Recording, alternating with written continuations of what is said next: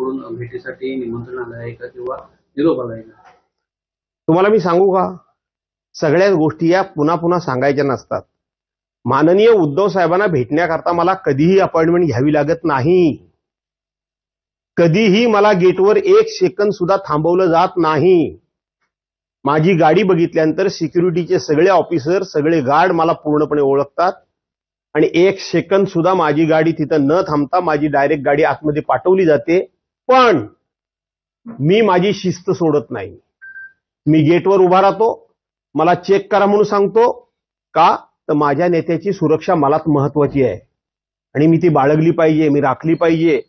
पण मला कधीही गेटवर कोणी थांबवत नाही आणि मला चेक करण्याचा सुद्धा कोणी प्रयत्न करत नाही. त्यामुळे उद्धव साहेबांनी मला बोलवायला पाहिजे आणि मग मी गेलं पाहिजे असं काही कारण नाही. मला वाटेल तेव्हा मी कधीही जाऊ शकतो.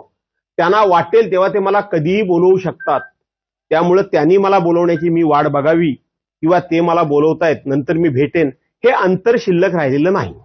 पण स्थानिक वृत्तपत्रांमध्ये जी काल बातमी आलेली आहे की राष्ट्रवादी शरदचंद्र पवार राष्ट्रवादी गटातून इकडे शिवसेनेत आलो, मी कुठेतरी चूक केली असं त्याच्यामध्ये आहे. आत्ताच्या ज्या पक्षामध्ये म्हणजे उद्धव बाळासाहेब ठाकरे गटामध्ये तिथं तुमची घुसमट होती असं वाटतंय तुम्हाला? मी घुसमटून जाणारा माणूस